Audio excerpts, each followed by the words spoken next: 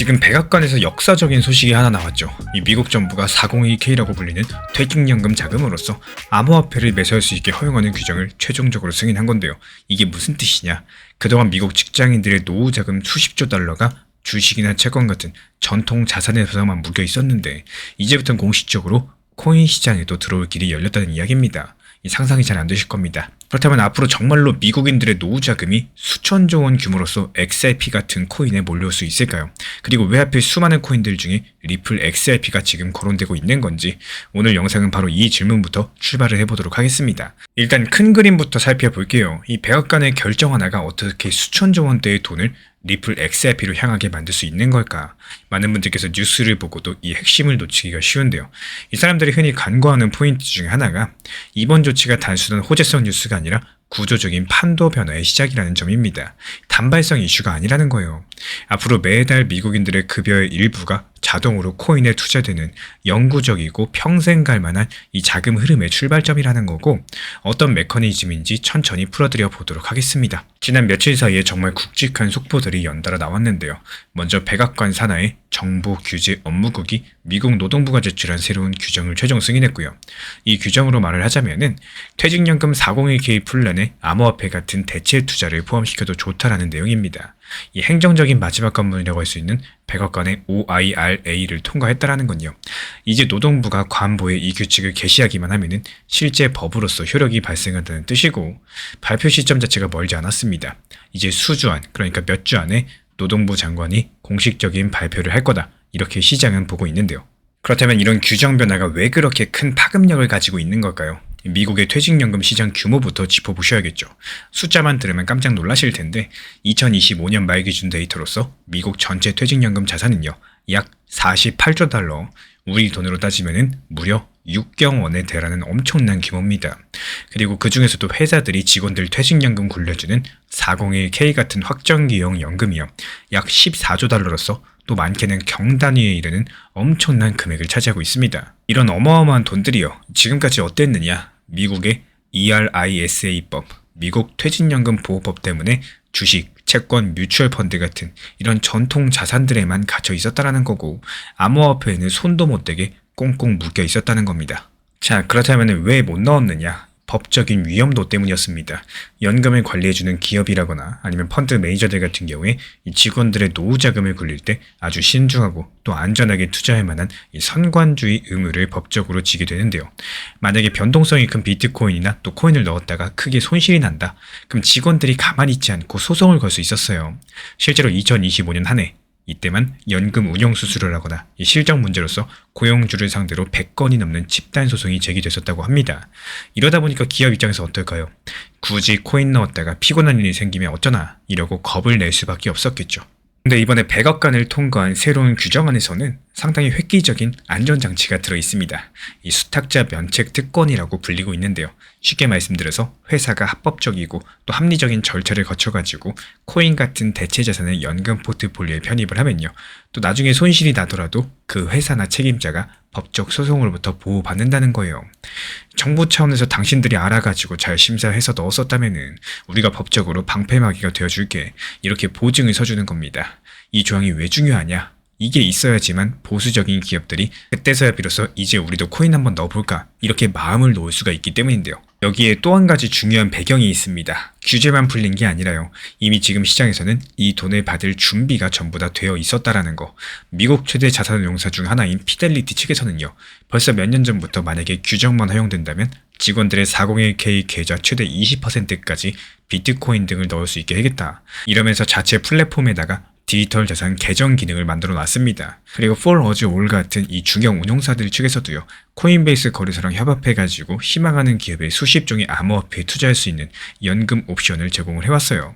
그러니까 길만 열려준다면은 곧장 돈이 들어갈 파이프라인은 이미 깔려있는 셈이겠죠. 그렇다면 이제 숫자로서 그 파급력을 한번 감을 잡아볼까요? 현재 약 14조 달러 규모의 401k 자금 중에서 상당히 보수적으로 1% 정도만 암호화폐에 할당된다라고 가정을 해볼게요. 자, 그렇다면 14조 달러의 1%, 1,400억 달러, 우리 돈으로 약 180조 원입니다. 이 180조 원 규모라면요. 지금 XRP 전체 시가총액의 1.5배가 넘는 돈이기 때문에 코인 하나 전체 가치를 뛰어넘는 금액이 새로 유입된다는 뜻이겠죠. 만약에 조금 더 적극적으로 5% 정도만 들어온다 치더라도 7천억 달러로서 900조 원이 넘는 금액입니다. 이쯤 되면 숫자가 너무 커가지고 감이 안 오실 텐데요. 비유를 드리자면은 작년에 비트코인 현물 ETF 나왔을 때 1년 동안 전 세계에서 560억 달러가 몰렸습니다. 근데 5%면은 그 12배에 달하는 돈이 쏟아진다라는 거고 상상이 가시나요?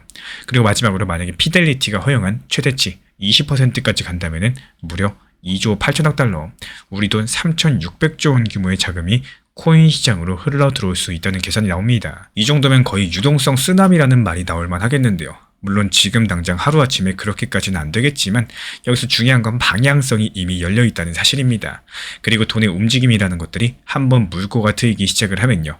마치 도미노처럼 연쇄 작용을 일으키기 때문에 앞서 나간 운용사들 이 높은 수익률을 챙길 테고 나중까지 안 넣고 버티던 보수적인 연금 펀드들은 수익률 경쟁에서 밀리게 되면서 결국에 따라 들어올 수밖에 없는 상황이 될 겁니다. 게다가 보수적인 연금 펀드들이 XRP를 탐낼 수밖에 없는 또 다른 이유가 존재하는데요.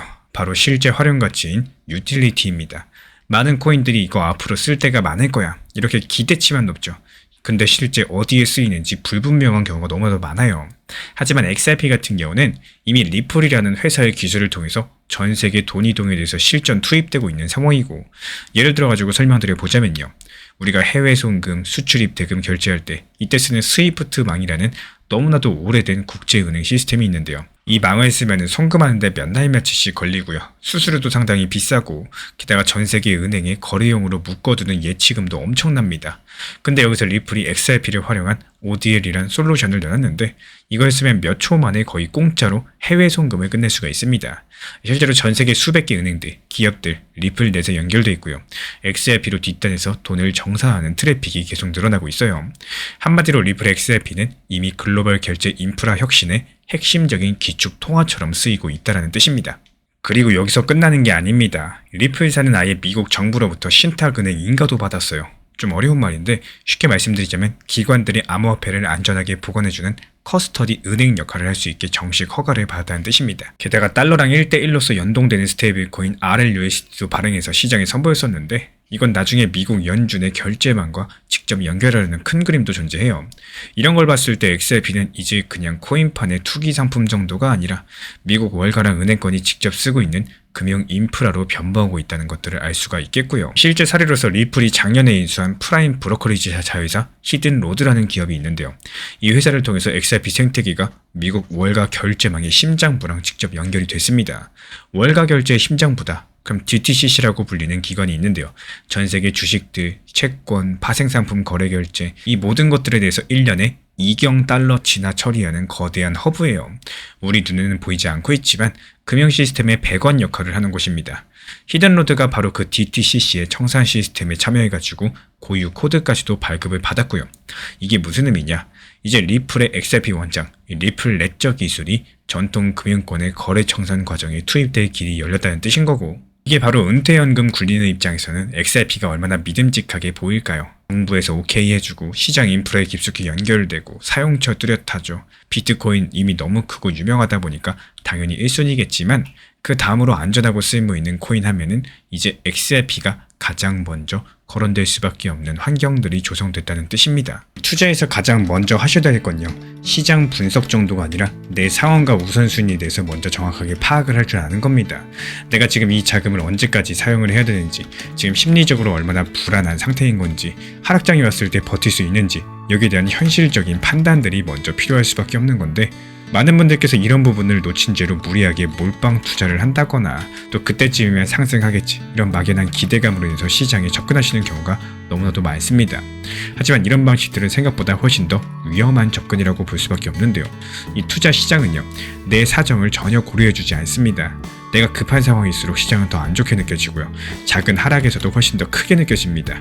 이 같은 마이너스 10%의 하락일지라도 여유 자금으로 투자한 사람과 반드시 써야 될 돈으로 투자한 사람, 이 체감은 완전히 다르게 다가올 수밖에 없겠죠.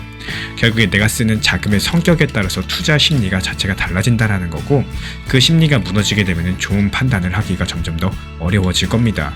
그래서 중요한 건요, 이 수익을 얼마나 낼 수 있느냐보다도 내가 이 시장을 버틸 수 있는 구조를 만들어 놓는 거.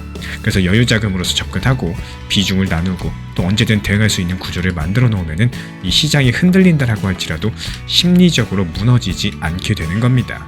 또 반대로 무리한 자금대, 또 몰빵 투자로 접근하면은 작은 변동성에서도 크게 흔들릴 수밖에 없겠죠. 결국에 투자에서 중요한 건요, 타이밍이 아니라 내 상황에 맞는 전략을 세울 줄 아는 거고, 결국에 살아남는 사람은요, 시장을 잘 맞추는 사람이 아니라 오히려 자기 상황에 맞게 무리하지 않고 끝까지 버틸 수 있는 이런 구조를 만들 줄 아는 사람이 결국 끝까지 살아남으십니다. 미국의 암호화폐 업계에 지금 엄청난 속보가 전달됐습니다. 바로 역사상 가장 강력한 가상자산 규제 법안 통과가 초읽기에 들어갔다는 소식인데요. 여기서 놀라운 건요, 이 법안을 두고 업계의 거인들이 정반대 행보를 보이고 있다는 점인 건데, 미국 최대 거래소 코인베이스는 이 법안을 막기 위해서 필사적으로 싸우고, 하지만 정작 리플의 CEO 브래드 갈링하우스는 하루라도 빨리 통과되어야 된다라면서 공개적으로 지지를 남기고 있습니다. 이 규제를 억제해달라고 외쳐도 모자랄 판에 리플은 왜 이렇게 반대로 나오고 있는 걸까요?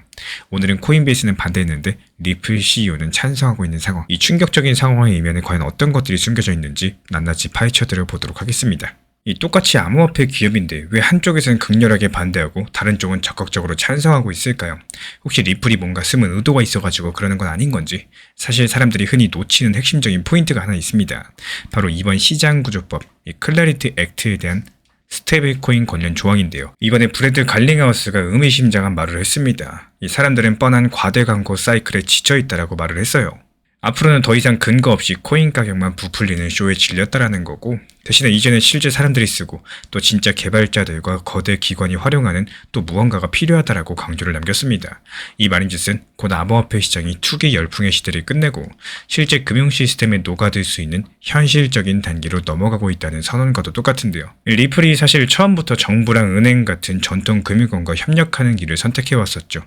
한때 일부 코인 열성론자들 측에서는 이 리플을 향해 가지고 중앙화의 앞잡이라면서 비판하기도 했었죠. 하지만 정작 2026년 지금 미국 의회가 가혹한 규제를 밀어붙이면서 전통 금융과 손잡은 리플의 전략이 오히려 빛을 발하고 있습니다. 갈링하우스가 요즘에 규제 당국을 향해서 목소리를 높이는 건요, 리플 나름의 치밀한 계산이 깔려 있다라는 거고, 이제 슬슬 그 실체가 드러나고 있는 상황인데요. 가장 결정적인 단서가 바로 갈링하우스 본인이 아예 규제 설계자가 되어버렸다는 사실입니다. 최근에 인터뷰에서 이 법안 4월 말까지 90% 통과될 겁니다, 이렇게 강력하게 못을 박았었죠. 웬만해서 기업 CEO가 의회 일정을 이렇게 자신있게 점치질 못하는데 갈링하우스는 좀 달랐습니다. 이유가 뭐냐? 본인이 그 판안에 깊숙이 들어가 있기 때문인데요.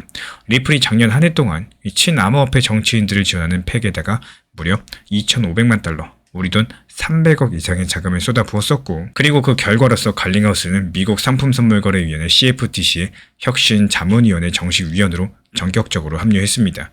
불과 몇 년 전까지만 하더라도요, 미국 SEC랑 쌈박질하면서 법정에 서 있었던 사람이 이제는 연방규제기관의 정책 자문역으로 참여하고 있다는 겁니다. 정말 아이러니한 사실이죠. 그러다 보니까 이 리플의 CEO는요, 워싱턴 정가에서 시장구조법이 어떻게 굴러갈 것인지 갈링하우스만큼 잘 아는 사람도 드물겠죠.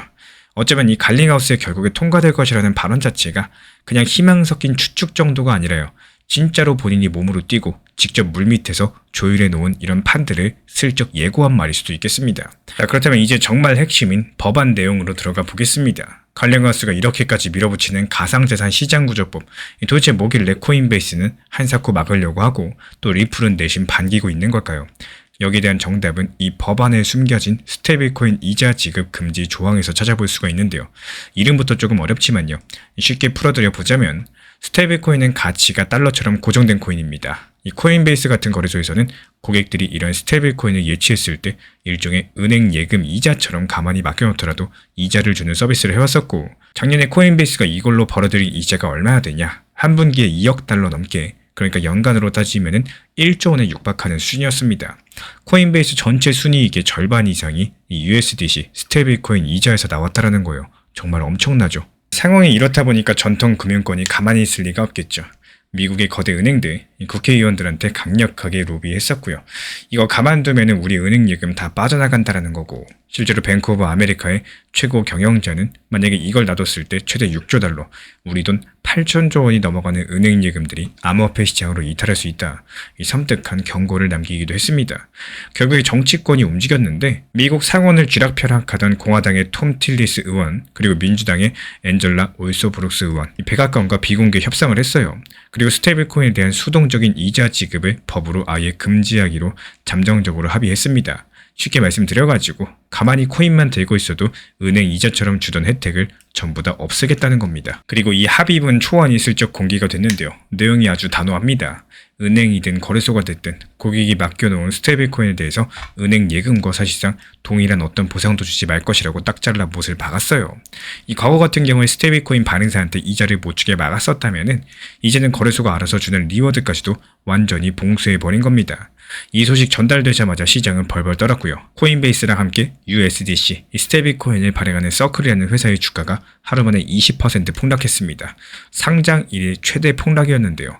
하루 만에 시가총액 7조 원이 그냥 증발해버린 셈입니다. 이 법이 현실화되면 어떤 일이 벌어질 수 있을까요? 시장이 먼저 공포에 질려서 보여준 건데 당장 코인베이스도 타격이 불가피합니다. 이제 고객들한테 우리한테 스테이블코인 맡기시면은 연 5% 이자 드립니다. 이런 소리를 못하게 되겠죠. 코인베이스 입장에서 봤을 때 알짜 수익원이 한순간에 사라진다는 거고, 브라이언 암스트롱 코인베이스 CEO가 연초부터 이 법안 통과를 결사 반대하면서 정치권에 호소한 것들, 결국에 우리를 망하게 하지 마라, 이렇게 절박한 외침이었던 겁니다. 근데 리플은 오히려 이 상황에 대해서 정반대로 받아들이고 있습니다. 실제로 RLUSD는 이자를 한 푼도 안 줬는데 출시 1년 만에 시가총액이 15억 달러 돌파했죠. 우리 돈으로 따져봤을 때 2조 원 가까이 성장을 했는데 올해 들어가지고 성장률이 1200%를 넘겼다라고 해요. 그리고 더 놀라운 건 성장의 질입니다. 앞서 말씀드린 블랙록의 거대 펀드 BUIDL, 그리고 바네크의 토크나 채권 펀드인 VBILL, 여러가지 네로라는 월가의 기관들이 RLUSD를 공식 결제수단으로 채택을 했고요. 미국 정부가 스테이블코인을 그냥 결제용으로만 써라, 이렇게 법으로 못 박으려고 하는 바로 그 방향성에서 리플은 이미 작년부터 맞춰놓고 달리고 있었던 겁니다. 그러니까 이번 법안의 이자 금지 조항들은요, 리플한테는 오히려 호재나 다름이 없었고, 왜냐면 이제 코인베이스 같은 경쟁자들은 개인들에게 이자 미끼를 주지 못하다 보니까 스테이블코인 사업 매력도가 떨어질 테고요. 또 반대로 리플처럼 기관 결제 인프라에 집중한 기업들만 살아남게 되는 구조가 될 겁니다. 이 규제가 생태계를 옥죄한다라고들 하지만요. 정말 아이러니하게도 리플 입장에서 봤을 때 성가신 경쟁자들을 합법적으로 제거하고 또 월가의 거대한 정산 자본을 독점할 수 있는 난공불락의 규제적인 해자를 얻은 셈이겠습니다. 리플 CEO 브래드 갈링하우스가 시장구조법 통과를 애타게 기다리는 진짜 이유가 바로 여기에 있는데요. 머지않아서 시장구조법이 의회를 통과할 거예요. 그러면 코인베이스처럼 개인 상대 수익에 집중했던 거래소들 수익성 악화로 인해 가지고 어려움에 처할 수밖에 없겠죠. 핵심 사업이었었던 스테이블코인 이자가 사라지다 보니까 구조조정이라거나 해외 이전까지도 고민을 하게 될 겁니다. 반대로 리플 같은 경우는 만세를 부르겠죠. 이미 미국 내에서 가장 까다롭다는 라이선스까지도 다 따놨고요. 법에 맞춰가지고 사업 모델을 짜둔 리플 측에서는 이제는 경쟁도 한결 줄어든 시장에서 전통 금융권과 손잡고 독주까지도 시작할 가능성이 크겠습니다. 뉴욕의 은행들, 유럽과 아시아의 대형 금융사들 여러가지 합법적으로 XRP랑 RLUSD를 이용해가지고 국경을 넘나드는 결제를 본격화할 것으로 보이고, 그렇게 된다면 XRP는 더 이상 개미 투자자들의 투기 장난감이 아니라요, 글로벌 금융에 보이지 않는 다리 역할을 톡톡히 해내면서 그 가치랑 수요가 근본적으로 재평가될 수 있겠습니다. 우리 구독자분들께서 지금 투자 시장에 대해서 당장 그만둘 생각이 아니시라면요, 단순하게 수익만 쫓는 것보다는 내 자산의 영역을 넓혀나가면서 또 투자 심리를 키워나가는 연습을 반드시 하셔야 됩니다. 리플이 하루에 100원 오르고 다음날 200원 떨어지고 이렇게 오르고 내리는 반복되는 흐름들 속에서요, 내 멘탈이 계속 흔들리고 또 투자 심리까지도 왔다 갔다 한다면 그건 사실 시장 문제가 아니겠죠. 근데 기준 자체가 아직까지 자리 잡지 않았다는 신호일 수 있겠습니다. 이런 것들을 쉽게 비유를 해보자면은 거대한 숲이 있는데 작은 모래알 하나 때문에 숲 전체가 흔들리는 것과도 비슷한 상황인데요. 시장 전체의 큰 흐름을 보셔야 되는데 너무 작은 단기적인 변동성들에만 집중을 하다 보니까 전체를 놓치게 된다는 사실. 리플이 오늘 100원 오르고 내일 200원 떨어진다고 해서 내 포트폴리오 자체가 무너지는 것은 절대 아닙니다. 문제는 가격이 아니라요, 그 가격에 반응을 하는 내 심리의 흔들림입니다. 그래서 중요한 점은 이 시장의 움직임을 줄이려고 하시는 게 아니라 그런 움직임 속에서도 흔들리지 않은 나만의 기준을 만들 줄 아는 겁니다. 꾸준하게 원칙을 지켜나가시고 분할 매수랑 분할 매도에 대해서 반복을 하시면서 이 포트폴리오에 대해서 관리해 나가는 습관들이 쌓이게 되시면은 나중에 시장이 흔들릴지라도 내 중심은 흔들리지 않게 되실 겁니다. 이런 과정들이 반복되면요, 단순한 수익을 넘어가지고 시장을 바라보는 시야 자체가 넓어지게 되실 거고, 결국에 투자에서 중요한 점은 하루하루의 가격 변화가 아니라요, 오히려 그 속에서 내가 얼마나 일관된 행동을 유지할 수 있느냐, 이 여부겠죠. 결국에 살아남는 사람은요, 변동성이 흔들리는 사람이 아니라 이런 작은 움직임 속에서도 큰 흐름들을 놓치지 않는 사람입니다. 최근 몇 주간의 온체인 데이터부터 살펴보겠습니다. 올해 2월 한 달 동안 무려 70억 개가 넘는 XRP가 전세계 거래소들에서 빠져나갔는데요. 이 사람들이 겁에 질려가지고 매도한 코인데 거대 자본들이 전부 쓸어담아서 자기 지갑으로 옮긴 겁니다. 실제로 단 하루 만에 우리 돈 1조 원어치 XRP가 거래소에서 개인 지갑으로 이동을 했어요. 이 가격이 폭락하는 와중에도 누군가는 그 엄청난 물량들 조용히 매수했다는 뜻이죠. 더 놀라운 건요, 이 중장기 보유자들의 움직임인데, XRP 가격이 지난 3월 중순 15% 급락했을 때 5개월 넘게 코인을 안 옮기고 묵혀둔 지갑들이 오히려 2억 4천만 개가 넘는 XRP를 추가로 매집한 정황이 포착이 됐습니다.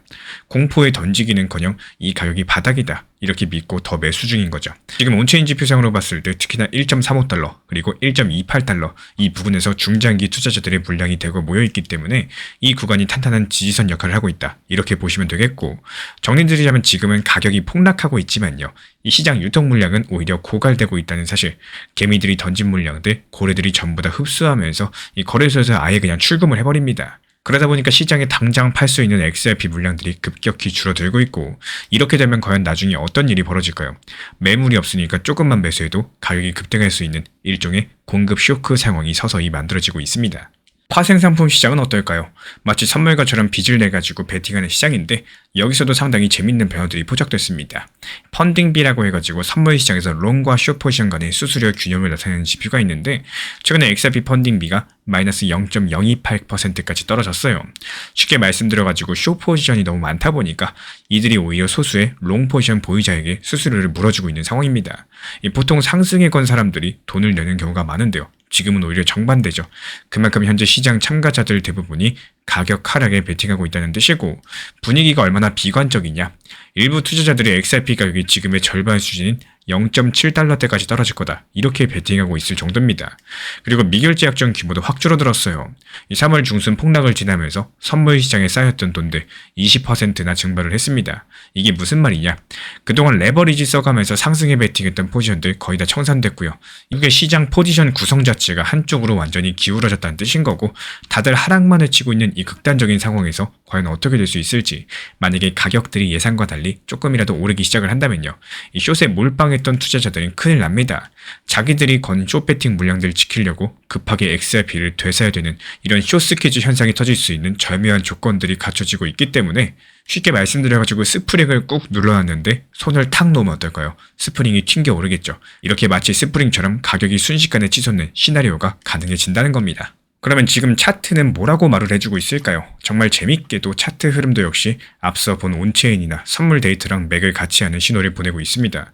현재 XRP 가격 그래프를 봤을 때 전형적인 바닥 패턴 중의 하나인 역헤드앤 숄더 모양이 나타나고 있어요. 이름이 조금 어렵겠지만 이 사람의 어깨랑 머리 형태를 거꾸로 뒤집어 놓은 모습이다 이렇게 해서 붙은 패턴인데요. 구체적으로 봤을 때 지난 2월달 폭락장 때 XRP 1.26달러까지 급락했었죠. 그 지점이 현재 머리에 해당한다라고 보시면 되고, 최근에 중동 사태 때 어땠습니까? 1.35달러 선까지 또 한 번 바닥 짚고 올라왔죠. 이 부분이 오른쪽 어깨를 만들었습니다. 그렇다면 여기서 중요한 점은 이전 저점 1.26달러보다도 높은 위치에서 형성이 됐다라는 거고, 즉 더 이상 아래로는 안 빠지네 이러면서 두 번째 바닥 패턴이 만들어진 겁니다. 이 패턴의 완성 여부를 가늠하는 게 이 넥라인 목선 정도가 대략 1.7달러 부근에 있는데요. 앞으로 가격들이 1.7달러를 강력하게 돌파해준다. 그러면 역헤드 앤 숄더 패턴이 유효하다는 게 확인되면서 기술적으로 봤을 때 추세 전환 시그널이 공식화됩니다. 그리고 차트 지표들 봤을 때도 예를 들어가지고 TD 시퀀셜 같은 전문 지표에서는요, 12시간 번 기준으로 연속된 구하락 신호 이후에 매수 시그널이 떴습니다. 또 MACD 같은 모멘텀 지표도 최근에 드디어 음봉에서 양봉으로 전환되기 시작을 했어요. 조금 어렵게 들리실 수 있겠지만 핵심은 이겁니다. 이제 더 이상 XRP를 매도할 사람들은 전부 다 매도했다. 차트 자체가 그렇게 말을 해주고 있다는 거죠. 연일 쏟아지고 있는 악재에도 불구하고 이 정작 기술적인 지표들 오히려 슬슬 하락 에너지가 점점 바닥났다. 이렇게 알려주고 있는 상황입니다. 펀더멘털 측면은 또 어떨까요? 정말 아이러니하게도 XRP의 기본 가치랑 환경은 폭발적으로 좋아지고 있는데요. 정작 가격은 폭락해 있는 괴리가 벌어져 있습니다. 불과 며칠 전 3월 17일에 암호화폐 역사에서 손꼽힐 만한 엄청난 뉴스가 나왔죠. 미국 SEC랑 CFTC가 공동으로 68페이지짜리 공식 지침을 발표를 했는데 XRP를 비트코인, 이더리움과 같은 등급의 디지털 상품으로 공식 분류한 겁니다. 무려 5년 넘게 끌어온 SEC랑 소송이 완전히 종결되고 또 리플은 증권이 아니다라고 정부가 못 박은 역사적인 순간이었어요. 이렇게 미국 내부 기관들이 XRP를 매입한다거나 또 펀드를 조성해도 법적인 위험이 사라졌다는 뜻입니다. 엄청난 호재라고 볼 수가 있는데 실제로 이 소식 나오자마자 전통 금융기관들 가격 하락 국면에서도 아랑곳하지 않고 ETF들을 통한 XRP를 계속 매수했어요. 누적 14억 달러고요. 우리 돈으로 1조 9천억 원 규모의 자금들이 계속 유입이 됐습니다. 그럼에도 불구하고 가격은 오히려 더 빠졌습니다. 이유가 뭘까요? 바로 이번에 거시경제 공포 때문입니다. 중동전쟁, 이란과의 분쟁으로 인해 가지고 유가가 폭등했죠. 그리고 미국 연준 회의에서 매파적인 발언 같은 것들이 겹치면서 당분간은 금리 인하가 없을 거다. 오히려 매파 기조가 유지되면서 금리 인상 얘기까지도 나오다 보니까 어쩔 수 없이 투매가 나왔던 거고 드디어 이제 상승하나 싶었는데 갑작스런 중동전쟁으로 인해 가지고 다소 시기가 늦춰지고 있는 면이 있습니다. 하지만 그럼에도 불구하고 가격 자체가 바닥권이기 때문에 미국 월가 큰손들 입장에서는 당연히 싸게 담을 수 있는 절호의 찬스다 이렇게 보일 거고 실제로 지금 온체인 지표에서 그런 움직임들이 포착되고 있는 상황입니다. 그렇다면 이제 남아있는 거는 방어세를 당길 만한 촉매제겠죠. 다들 겁에 질려있는 시장에 대해서 이 단번에 뒤집어 놓을 만한 결정적인 이벤트들이 바로 코앞에 대기 중에 있는데요. 4월 초 미국 상원에서 클래리티 법안이라는 것들을 다룰 예정입니다. 이 법안에서 XRP 같은 암호자산을 연방법으로 디지털 상품으로 못 박는 내용이 담겨 있고요. 쉽게 말씀드려가지고 SEC랑 CFTC가 발표했던 내용들 아예 법으로 확정짓는 절차겠죠. 이게 통과돼주면은 이제 진짜 미국 대형은행들 XRP를 결제나 송금 네트워크에 채택하는 이런 장애물들이 사라질 거고 마지막으로 거시지표도 하나 기다리고 있죠. 4월 3일 미국의 3월 고용지표가 발표가 될 예정입니다. 만약에 여기서 고용둔화, 즉 경기가 식어간다는 신호가 나오면 어떻게 될까요? 이제 미국 연준이 금리 인하하는 거 아니냐 이런 기대감이 확 살아날 수 있겠습니다. 그럼 또 싸늘했던 투자 심리가 단번에 위험자산 선호로 돌변할 가능성도 있겠죠. 암호화폐 시장에는 호재라고 볼 수가 있겠습니다. 미국발 법안 통과 소식, 거시경제 지표 반전 여러 가지 것들이 연달아 대기하고 있습니다. 이런 이벤트들이 겉으로 그냥 좋은 뉴스처럼 보이지만요.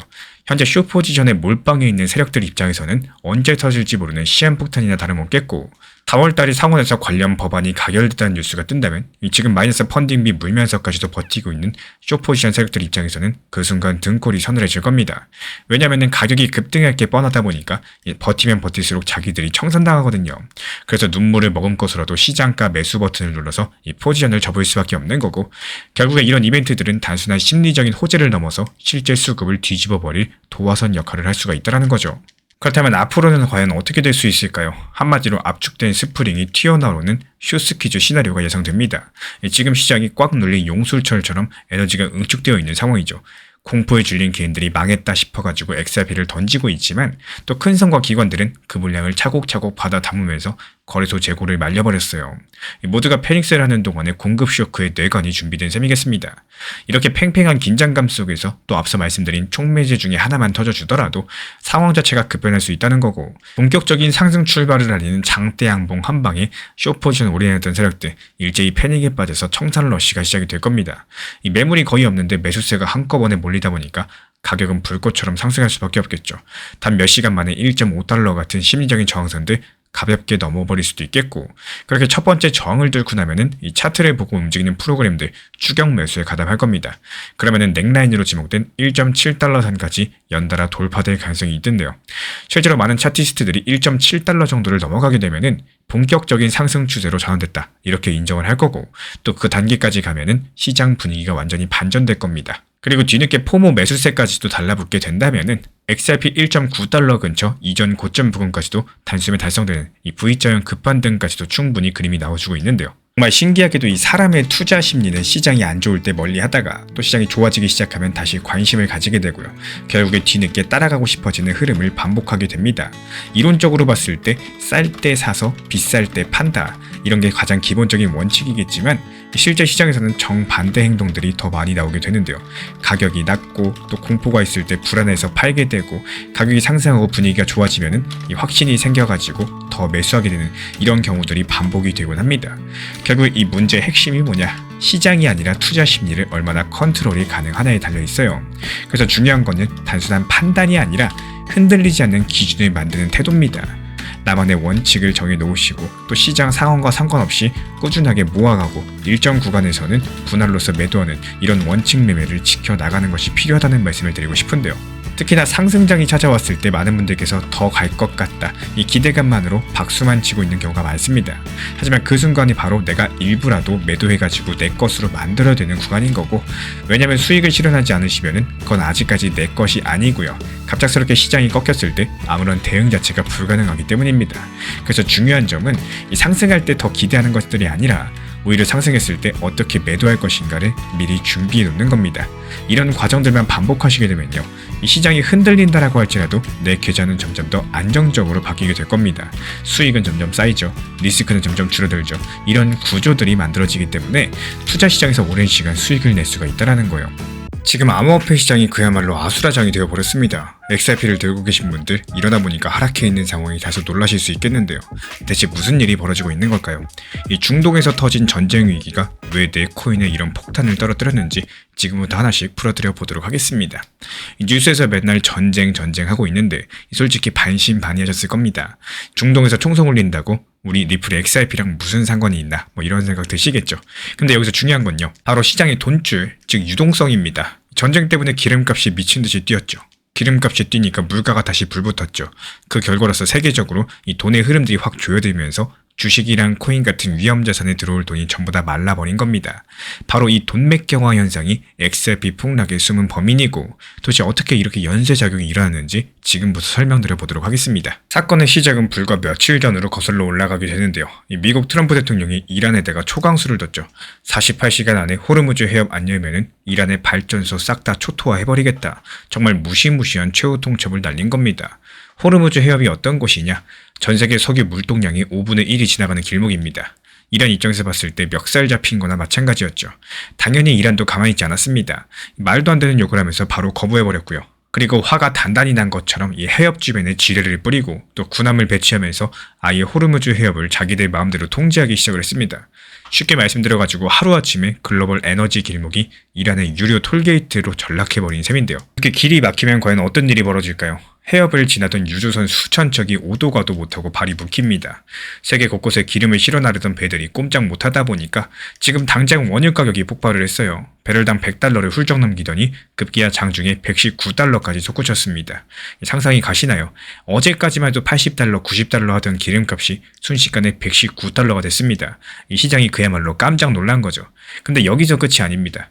기름값이 이렇게 뛴다. 그럼 휘발유부터 생필품값까지 줄줄이 도미노처럼 따라 올라갑니다. 이 물가 상승, 즉 인플레이션의 악몽이 다시 고개를 든 건데요. 그리고 이 시점에서 미국의 중앙은행 연준이 가만히 있을 리가 없겠죠. 최근까지 월가는 올해 금리 몇 번은 내릴 거다 이렇게 기대하고 있었는데 경기 부진도 있고 연준이 슬슬 금리 인하해 줄 거란 희망이 있었거든요. 근데 그 희망이 이번 기름값 폭등으로 산산조각 나버렸습니다. 연준의 고위 관계자인 마이클 바이사가 바로 경고하고 나섰어요.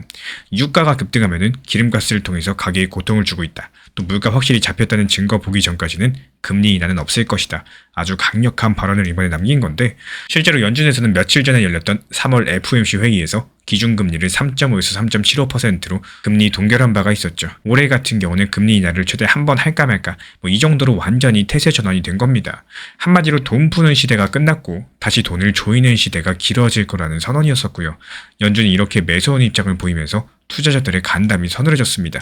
그리고 이쯤에서 어떤 분들께서 이렇게 반문할지도 몰라요. 유가 급등도 전쟁도 결국에 일시적인 거 아니냐. 이 중동만 조금 풀리면은 다시 괜찮아지는 거 아니냐.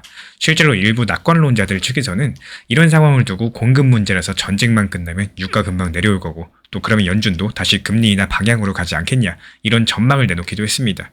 하지만 지금 공개된 정황을 살펴보면요. 그런 기대감은 섣부른 감이 커요. 이란이 미국의 평화협상안을 단칼에 거부하게 되면서 유가가 이미 불타올랐고요.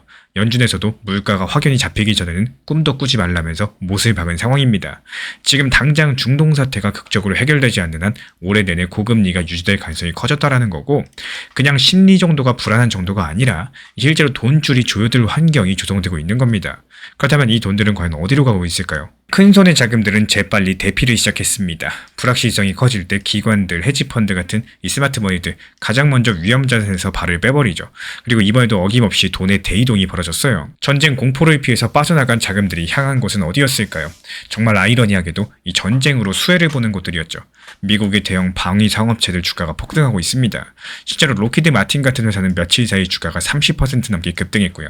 이 미사일 방산기업 RTX는 주가가 110% 뛰는 초유의 상승 랠리를 보여줬습니다. 전쟁 공포를 먹고 돈이 몰린 셈이겠죠. 반면에 코인 시장에서는 자금이 빠져나가면서 말 그대로 피바다가 연출됐습니다. 불과 24시간 만에 암호화폐 전체 시가총액 1000억 달러, 우리 돈으로 약 135조 원 규모의 가치가 증발해버렸고요. 이 숫자가 너무 커가지고 실감이 안 나실 텐데 하루 만에 시가총액 10% 넘게 싹 날아갔다. 이렇게 보시면 되겠습니다. 기술주랑 코인 가격을 떠받치던 금리 내릴 거야 이런 희망들이 여지없이 박살나다 보니까요. 시장의 투자자들이 너도 나도 일단 현금부터 챙기고 본 겁니다. 특히 리플 XRP 같은 주요 코인들이 직격탄을 맞고 있어요. 지난 폭락장에서 XRP 1830원 그리고 1900원서 이렇게 두 차례 분할 매수 들어갔던 물량들 이번에 2200원 단기 매도하면서 깔끔하게 나왔죠. 추가적인 매수 매도 타점 속보로서 받아보고 싶으신 분들께서는 현재 보이는 번호로 연락 주시거나 댓글창 링크 통해서 신청 주시면 확인되는 대로 입장 드리겠습니다. 오히려 이번에 XRP 선물 시장에서 가격이 상승할 거야 베팅한 투자자들, 즉 롱포지션 잡은 분들이 줄줄이 청산당하고 있습니다. 시장 데이터 업체 코인글래스 측 자료에 따르면요. 이란이 평화협상을 거부한다는 소식이 전해진 직후에 하루 만에 코인 선물 시장에서 강제로 청산된 계약이 총 3억 4천만 달러치나 됐다고 해요. 우리 돈으로 4,600억 규모죠. 근데 여기서 더 놀라운 건요. 이 중에 83%가 XRP를 비롯한 이 코인 가격 상승에 무리하게 베팅했던 롱 포지션들 자금이었습니다. 개인분들께서 이쯤이면 바닥이다 이러고 들어갔다가 그만 폭락에 깔려가지고 청산당해버린 거죠. 가격이 급락하니까 거래소들이 자동으로 그분들의 포지션을 정리해버렸고 눈 뜨고 순식간에 투자금이 사라진 겁니다. 상황이 이렇다 보니까 더 가격이 가파르게 떨어질 수밖에 없었던 거고 항상 말씀드리는 것처럼 절대로 선물 투자하지 마시고 업비트 빗썸 위주의 현물 매매로만 진행하시기를 추천을 드립니다. 이렇게 줄줄이 청산 터지다 보니까 XRP 선물 시장 이 전체 베팅 규모가 눈에 띄게 쪼그라들고 있는 상황이고요. 시장을 떠받칠 만한 새로운 자금들 말라붙다 보니까 지금 가격을 더 끌어올릴 힘이 거의 없는 상황이 되고 말았습니다. 여기에 한 가지 더 짚고 넘어갈 게 있는데요. XRP 보유자분들의 절반 이상이 지금 손실을 보고 있다는 거. 온체인 데이터에 따르면 현재 유통 중인 XRP 코인의 약 60%가량이 지금 가격보다 비싼 값에 매수된 물량이라고 합니다. 즉 투자자 과반수가 이미 물려있다는 뜻인 건데 이렇다 보니까 가격이 조금만 반등해도 본전 왔을 때 팔자 이런 매물들이 쏟아져 나올 수밖에 없었겠죠. 그런데 정작 이렇게 피눈물 나는 패닉장 속에서도 남몰래 움직이는 세력이 있습니다. 바로 고래 투자자들, 엄청난 물량을 가진 큰 손들인데요. 온체인 거래 기록을 살펴보니까 이 지금 공포에 떠는 개인들의 행동과 고래들의 행동이 완전히 엇갈리고 있습니다. 먼저 개인분들, 그 중에서도 소액분들, 이분들께서 떨어진 가격에 물타기 하느라고 분주한 상황이죠. 566만 개의 XRP 지갑이 100XRP 이하의 적은 잔고를 담고 있다고 하는데요. 역사상 가장 많은 개미 지갑 수치라고 하는데 이 폭락하니까 이건 기회다 이러면서 새로 주워 담는 분들이 그만큼 많다는 뜻입니다. 하지만 이 큰 손들 같은 경우는 또 다르게 움직입니다. 현재 바이낸스 같은 중앙 거래소 지갑에 모여있는 XRP 물량이 약 28억 개에 달하는데요. 말 그대로 거래소에서 언제 던질지 모르는 매도 폭탄 28억 개 정도가 대기 중이라는 말이겠죠. 이 정도 물량이면 시장에는 부담일 수밖에 없겠습니다. 하지만 또 반대로 생각을 해보시면은 정말로 시장을 쥐락펴락하는 고래들은 오히려 이 공포를 기회로 삼고 있을지도 모르겠습니다. 실제로 지난 일주일 동안 특정 거대 지갑들을 추적해보니까요. 4천만 개 이상의 XRP를 조용히 매집한 정황들이 포착이 됐고 4천만 개 정도면 시가로 수백억에 달하는 어마어마한 물량들인데 이 겉으로 거래소 물량이 느네 마네 이렇더라도 그 뒤에서는 스마트머니가 개미들이 던진 물량들 슬쩍슬쩍 받고 있었던 걸로 보이는 대목이겠죠. 결국에 지금 XRP 1.35달러 부근에서는 겁에 질린 개인들과 또 속을 알 수 없는 고래들 사이에 치열한 눈치 싸움이 벌어지고 있다. 이렇게 정리해볼 수 있겠습니다. 그렇다면 앞으로 시장이 어떻게 전개될 수 있을까요? 이 중동에서 터진 오일 쇼크, 연준의 매파적인 입장이 한꺼번에 겹치면서 암호화폐 시장의 돈줄이 급속히 마른 게 XRP 폭락 사태의 본질입니다. 지정학적인 위기가 매크로 경제를 옥죄고요. 또 그 여파가 고스란히 코인으로 번진 거죠. 개인분들께서 패닉 매도, 또 고래들의 은밀한 매집이 교차하고 있는 상황에서 XRP 가격 1.35달러 부근이 과연 진짜 바닥인 건지 아니면 더 깊은 나락의 중간 계단일지 이제 앞으로의 이벤트에 달려 있습니다. 트럼프 대통령의 최후 통첩 실행 여부가 향후 방향성의 열쇠를 쥐고 있는 상황인데요. 과연 XRP가 이 갈림길에서 극적인 부활의 트리거를 거머쥘 수 있을지 아니면 거시약제의 파고에 더 휩쓸려가지고 내려갈지 그 운명의 시간의 결과는 멀지 않았습니다. 다음 영상에서 속속들이 파헤쳐드려 보도록 하겠습니다. 투자 시장 자체가 절대 상승만 나오는 구조가 아닙니다. 하락이 당연히 존재하죠. 때로는 상승보다 하락 구간이 더 길어질 수도 있는 시장입니다. 근데 많은 분들께서 시장이 좋았던 기억들, 상승했던 경험들 이런 것만 기준으로 다시 상승할 거야 이런 생각에 무리하게 진입하는 경우가 정말 많은데요. 근데 여기서 문제가 뭐냐? 이렇게 상승만을 기준으로 접근하게 되면 정작 중요한 하락에 대한 준비, 대응 자체가 전혀 없는 상태가 된다는 점입니다. 그리고 시장이 실제로 하락을 시작한다. 그 순간 버티지 못하고 감정적으로 흔들릴 수밖에 없겠죠. 이 투자에서 진짜 중요한 점은요. 상승을 맞추시는 게 아니라 하락을 버티고 어떻게 활용할 수 있는지 여부입니다. 하락은 피해야 되는 구간이 아니라요. 반드시 지나가셔야 되는 과정인 거고 이런 것들을 인정하지 않으시면은 이 시장이 흔들릴 때 그때마다 불안해지고 결국에 잘못된 선택을 반복할 수밖에 없다는 겁니다. 그래서 항상 미리 생각해 두시길 바래요. 시장이 하락하면 나는 어떻게 대응을 할 것인가? 여기에 따른 기준이 반드시 필요하다는 말씀을 드리고 싶고 비중을 줄일지 추가 매수를 할지 관망할지 이런 대응 전략들이 준비가 되어 있으셔야지 하락장이 와도 당황하지 않고 움직일 수가 있습니다. 이번에 챗GPT의 오픈 AI 측에서는요 갑작스럽게 소비자용 영상 인공지능 서비스를 접어버렸습니다. 이 영화 같은 영상을 만들어주겠다면서 등장했었던 소라 AI 서비스인데요 불과 15개월 만에 문을 닫아버린 겁니다. 하루에 약 200억에서 300억씩 타들어가는 막대한 컴퓨팅 비용을 더는 감당 못한 데다가 정작 돈이 되는 기업 고객 시장에서는 경쟁사 엔트로픽 측에서 밀리고 있었기 때문입니다. 또 그 결과로서 오픈 AI 측에서는 기업용 프로젝트에 집중하기 위해서 소비자용 서비스를 과감히 포기를 했어요. 심지어 디즈니랑 맺었던 10억 달러 규모의 투자 그리고 캐릭터 사용 계약도 하루아침에 없던 일이 되어버렸습니다. 말 그대로 기술업계랑 엔터업계를 모두 놀라게 한 깜짝 결정이었었죠. 여기까지만 들어보시면은 이번에 오픈 AI가 사업 방향을 바꿨구나 이 정도로 생각을 하실 수가 있는데 정작 이 사건을 그 자체로 끝난 게 아닙니다. 오픈 AI가 빠져나간 자리에는 갑자기 빈 공간, 즉 자본과 트래픽의 진공 상태가 생겨났습니다. 원래 오픈 AI 측의 멋진 영상 서비스에 투자하려고 대기하던 돈들, 그리고 사용자들의 관심이 한순간에 갈 곳을 잃어버린 거죠. 근데 여기서 공교롭게도 바로 이런 타이밍에 이 빈 공간을 채우려는 움직임들이 포착이 됐습니다. 과연 누가 이 빈자리를 채우려고 뛰어들었을까요? 그 주인공은 놀랍게도 무려 일론 머스크입니다. 오픈 AI 측에서 백기를 들었다는 소식이 나온 직후에 일론 머스크가 트위터 계정에다가 의미심장한 글을 올렸어요. 이 다음 그록 이미진 릴리스는 굉장할 것이다. 우리는 2배로 투자하고 있더라고요. 이 그록 이미진이라면은 일론 머스크의 인공지능 회사인 xAI가 개발 중에 있는 영상 생성 AI죠. 쉽게 말씀드려가지고 다음 버전 대박 날 거니까 투자 2배로 더 때려붓는다. 이런 말인 건데 그 타이밍이 정말 절묘했습니다. 경쟁자인 오픈 AI 측에서 손을 뗀 바로 그 시장에 본인들이 왕좌를 차지하겠다 이런 메시지였다 보니까 이 한마디의 시장은 열광할 수밖에 없었고 xAI 내부의 우울한 뉴스들 순식간에 덮어져 버렸습니다. 이 사실 머스크의 AI 같은 경우는 그 직전까지 내부적으로 상당히 시끄러웠었죠. 3월 중순에는 핵심 개발자 2명, 이 공동 창업자인 그리고 영상 AI 담당인 하오텐 류가 잇따라 회사를 떠난 게 알려졌거든요. 개발 속도를 둘러싼 압박들이랑 너무 노골적인 이미지 생성, 이런 여러 가지 방향성 충돌 때문에 지쳤다는 말이 돌았습니다. 한마디로 xAI도 위기가 있었다라는 건데 일론 머스크는 오히려 경쟁사의 빈틈을 파고들 기회로 바꾼 겁니다. 어떻게 봤을 때 본인들의 악재를 한 방에 덮은 이 머스크식 언론 플레이였던 셈인 거죠.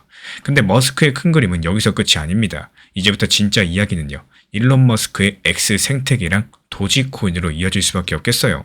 머스크가 그리는 X 생태계 같은 경우는 모든 것들이 연결된 하나의 플랫폼입니다. 사람들끼리 소통하고 인공지능으로 콘텐츠도 만들고 결제까지 하나로 합치는 이 꿈의 어플리케이션이죠. 그리고 이 퍼즐의 마지막 조각이 바로 결제 시스템인데요. 지난 3월 10일 일론 머스크가 X를 통해서 엑스머니라는 새로운 결제 서비스를 4월 달에 베타 출시한다고 공식 발표했었고, 미국의 40개 주에서 이미 송금 라이선스 확보됐죠. 비자 카드랑 제휴해서 예치금의 연 6% 이자 주겠다고 하죠. 6%면 일반 은행 이자의 몇 배입니다. 이용자들끼리 돈을 보낼 수 있고요. 직불 카드처럼 쓸 수 있게 하겠다는 겁니다. 겉으로 봤을 때 달러 같은 법정화폐 위주로 서비스할 거다라고 하고 있지만 모두들 속으로 기다리고 있어요. 스마트 캐시 태그라는 기능으로 결국에 도지코인 같은 가상자산도 X 플랫폼에서 주고받게 될 거라는 사실. 왜 사람들은 그렇게 확신을 하고 있을까요? 일론 머스크 본인이 워낙에 가상자산, 특히 도지코인을 여러 번 언급해왔던 데다가 X라는 플랫폼의 색깔상 크리에이터 후원이라거나 콘텐츠 구매 같은 여러 가지 크립토를 결합할 가능성이 높기 때문에 결정적으로 이런 믿음을 뒷받침하는 역대급 호재가 터져줬습니다. 미국 SEC랑 상품 선물 거래는 CFTC가 도지코인을 공식적으로 증권이 아닌 디지털 상품, 즉 원자재로서 분류한다고 발표한 겁니다. 이게 왜 중요하냐? 도지코인을 더 이상 증권처럼 규제하지 않겠다라는 거고, 이제부터 도지코인은 정부 공인 상품이 된 겁니다. 그 덕분에 21 시어즈의 도지코인 ETF가 미국 나스닥 시장에 상장됐고요. 기관들은 합법적으로 도지코인에 투자할 수 있는 길이 본격적으로 열리게 된 거죠. 이것뿐만이 아닙니다. 일론 머스크 입장에서도요. 엑스머니의 도지코인을 결제 수단으로 넣을 때 걱정해야 될 법적 위험들이 크게 줄어들었습니다. 이전 같았으면은 이 증권도 아닌 걸 몰래 쓰네 이러면서 혼날 수도 있었겠는데, 이제 공식적으로 상품이니까 그냥 막 대놓고 쓸 수가 있겠죠. 게다가 도지코인 재단 쪽에서도 이미 준비를 하고 있습니다. 하우스 오브 도지라는 기업이 올해 상반기 중으로 서치 어플리케이션이라는 이 지갑 서비스를 내놓는데요. 이게 뭐냐? 일반 가게들도 마치 카드 받듯이 쉽게 도지코인을 받을 수 있는 인프라라고 합니다. 이 법도 기술도 점점 더 도지코인 사용이 쉽게 뒷받침되고 있다는 거죠. 이렇게 머스크의 X 생태계랑 도지코인 얘기가 슬슬 연결이 되기 시작을 하고, 그렇다면 여기 시장의 돈들은 도대체 어디로 움직이고 있을까요? 오픈 AI가 영상 서비스를 포기했다라고 말씀드렸죠. 근데 원래 그 분야에 투자하려던 스마트머니, 이 큰 손자분들은 어떻게 했을까요? 정말 재미있게도 그 자금과 관심이 향한 곳이 다름 아닌 일론 머스크의 X랑 XAI 쪽이라는 정황들이 포착되고 있습니다. 구체적인 증거를 살펴볼까요? 온체인 데이터, 즉 블록체인 상거래 기록을 살펴보면 최근 며칠 사이 아주 특이한 움직임이 있습니다. 3월 25일부터 26일 사이에 도지코인 가격이 0.09달러 안팎에서 맴돌았었고, 전체 거래량이 일주일 평균 대비했을 때 40% 줄어들면서 시장이 조금 잠잠했어요. 여기서 겁을 먹어버린 개인분들께서 큰일 나는 거 아니냐 이러면서 팔아치우느라고 거래가 한산했었죠. 근데 그 한산하는 와중에 조용히 1000만 도지 이상의 대규모 거래들이 오히려 늘어났습니다. 결과적으로 최근 72시간 동안 4억 7천만 개 이상의 도지코인이 몇몇 개 지갑으로 옮겨졌다라고 해요. 금액으로 따져봤을 때 4,500만 달러, 우리 돈으로 600억이 넘는 돈입니다. 이걸 누가 샀을까요? 일반 개미들은 아닐 테고 고래들, 즉 기관이나 대형 트레이더들이 조용히 도지코인을 매집했다, 이렇게 보는 게 맞겠죠. 지금 이들 특징 자체가 가격 자체가 0.088달러 근처만 내려오면은 기다렸던 것처럼 받아먹어가지고 가격이 그 밑으로 떨어지지 않게 방어를 했습니다. 이 패턴들에 대해서 주식이나 차트 하시는 분들은 잘 알고 계실 텐데, 와이코프식 매집이라고 부르는 전형적인 움직임입니다. 시장이 지루하고 불안할 때 남들은 매도하고 있지만요. 정작 정보력 있는 큰손들은 슬금슬금 바닥 물량을 모으는 거죠. 이렇게 개인들이 던진 물량들 고래들이 받아가지고 자기 지갑으로 빼놓는다. 거래소에서는 팔 물건들이 줄어듭니다. 나중에 호재가 터져서 수요가 몰리면은 공급이 확 줄어든 상태라서 가격이 튀어오르기가 쉽겠죠. 드리자면 오픈 AI의 갑작스러운 후퇴, 그리고 일론 머스크의 XAI의 기회 선점 시도, 그리고 도지코인의 제도권 편입과 엑스머니 출시 임박, 그리고 고래들의 도지코인 매직까지도, 이 모든 퍼즐 조각들이 3월 한 달 사이에 재료로 맞물렸다는 사실인데요. 하나하나 별개 뉴스처럼 보였었겠지만 사실 이 순서대로 놓고 보니까 커다란 그림이 그려지죠. 아, 머스크가 노리는 판이 이거구나. 오픈 AI랑 중국의 바이트댄스까지도 이 소비자 영상 AI 시장에서 주춤한 사이 일론 머스크의 XAI는 오히려 반사 이득을 얻고 있습니다. 동시에 머스크는요, X 플랫폼에 곧 도입할 결제 시스템을 슬슬 예열하고 있고요. 공교롭게도 도지코인은 법적으로 녹색불 받으면서 날개를 달았습니다. 이 시장의 큰손들은 이런 구조 변화를 놓치지 않고 미리 포지션을 잡고 있는 상황이고, 이쯤 들어보면은 아, 진짜 모든 게 연결되는구나, 이렇게 소름이 돋을 법합니다. 그렇다면 앞으로는 어떤 시나리오가 가장 유력하게 펼쳐질 수 있을까요? 지금 분위기를 봤을 때 가장 유력한 그림은 이런 겁니다. 4월달 엑스머니 베타 출시를 전후해가지고 머스크가 다시 한번 승부수를 던질 겁니다. 예를 들어서 기자들, 트위터 팔로워분들 암호화폐도 지원되냐 이렇게 물어봤을 때 살짝 미소 지으면서 이런 말 하겠죠. 재밌는 것들 몇 개 테스트 중이다 이렇게 말하거나, 아니면 X의 도지코인 캐시태그를 우연이라도 노출시켜버린다거나 뭐 이런 여러 가지 방법들이 있을 겁니다. 일론 머스크 특유의 이 모호하면서도 사람 흥분시키는 이런 멘트 한 줄이면 충분하겠죠. 정식으로 도지코인 당장 결제에 넣지 않아도 됩니다. 이 시장은 이미 상상력에 불을 붙일 준비가 되어 있기 때문에 그렇게 되면 과연 어떻게 될까요?